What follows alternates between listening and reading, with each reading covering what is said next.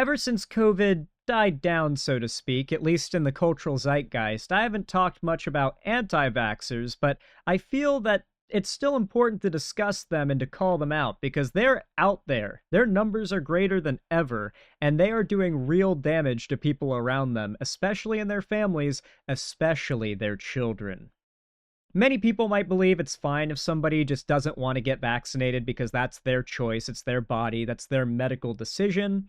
Some might make the point that that's not exactly true because herd immunity is necessary, and not partaking in a vaccine just because you don't want to or you don't trust it, not contributing to herd immunity is putting others in danger. But even that argument aside, the idea of subjecting your beliefs on vaccines upon your children is horrible.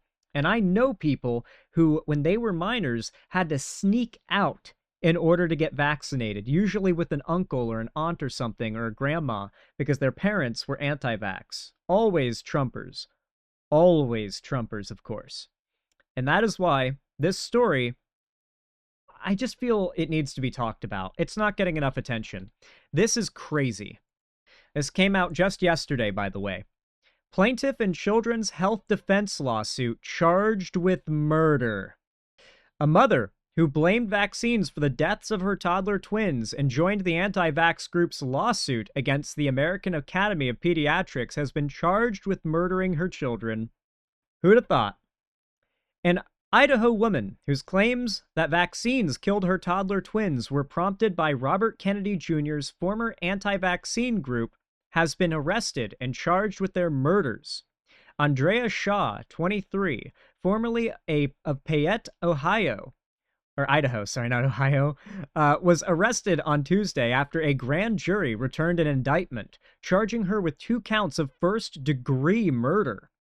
I guess you could count it as premeditated if she was continuously denying doctor requests for them to be vaccinated, which requires premeditation. Yep, I bring that up a lot lately, in connection with the deaths of her 18-month-old twins, Dallas and Tyson.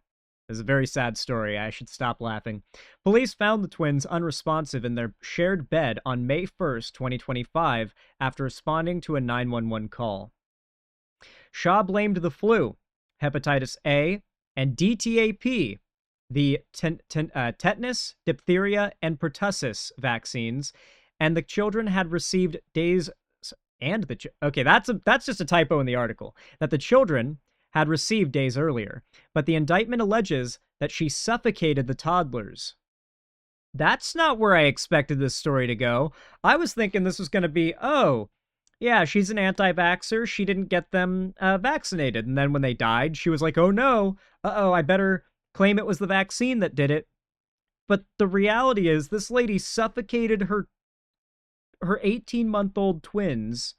She murdered them with her bare hands, then joined RFK's anti-vax group to try and claim it was the vaccines that killed her babies. And then when the courts found out it was her, she got charged and convicted of first-degree murder. Dude, there's even more to the anti-vax movement than I thought. These people are evil. Moving on. Children's Health Defense, or CHD, the anti-vaccine advocacy group founded and previously led by RFK before he became Health and Human Services Secretary, picked up Shaw's story and promoted it for months. Days after her children's deaths, Shaw appeared on a CHD podcast claiming that her husband's side of the family all suffered allergic reactions to the flu shot that the pediatrician ignored. In the days after the vaccines, she said her children deteriorated, prompting a hospital visit. On the 8th day, they died. Shaw later became the lead plaintiff in a racketeering lawsuit filed by the group against the American Academy of Pediatrics. They really hate the American Academy of Pediatrics, by the way, because not only is it specializing in children's health, but also they validate the existence and identity of trans youth. So they really hate the AAP. And they did this all while she was under investigation for murder. The CHD suit, launched in January, alleged that AAP had violated the Racketeer Influenced and Corruption Organizations Act by making false and fraudulent claims about the safety of the childhood immunization schedule and blocking efforts to study its cumulative safety. It claimed the AAP was engaged in this activity while receiving donations for its charitable work from vaccine manufacturers. The lawsuit came as AAP was waging a legal battle of its own against Kennedy's HHS over changes made to the U.S. childhood and adolescent vaccine schedule.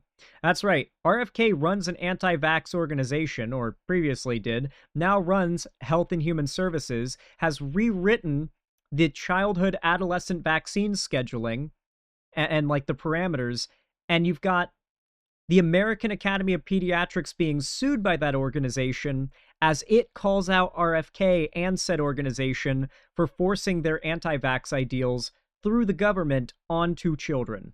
That is how evil these people are. The anti-vaxxers are no longer like funny, crazy conspiracy theorists on Twitter. They have real institutional power and an immense amount of funding. In its complaint, CHD noted that Shaw was being investigated for murder in connection with the deaths of her children, but painted the investigation as a consequence of AAP's fraudulent safety claims. Rather than investigating the documented post-immunization reaction as a potential cause of death, local authorities opened a homicide investigation targeting Miss Shaw, quote-unquote, it read. Prosecutors have theorized that she caused her children's death through a postpartum blackout, or that the house was too hot. This criminal investigation is a foreseeable consequence of AAP's fraudulent safety claims.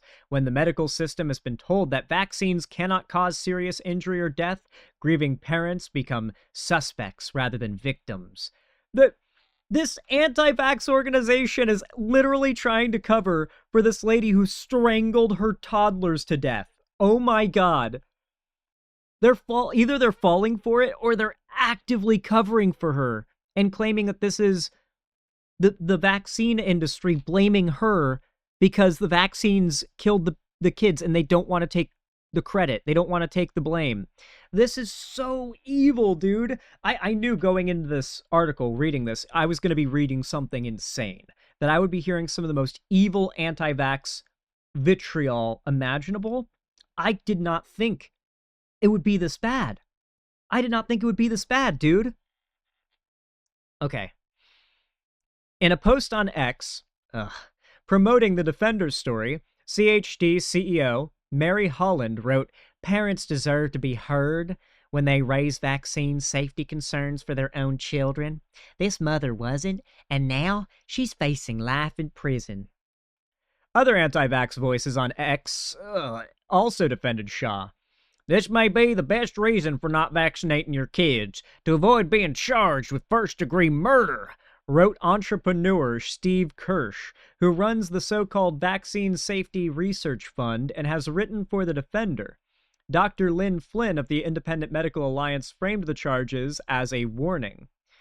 Moms, do you know who Andrea Shaw is? You should, because it could happen to any of you, she wrote. And that's the article. It appears the anti-vaxxers are not done yet. We may think that they've gone into hibernation because COVID is not at the forefront of our culture anymore, but I would argue because of that, they have been given more ground to grow their numbers and their support than ever. This is scary stuff, folks.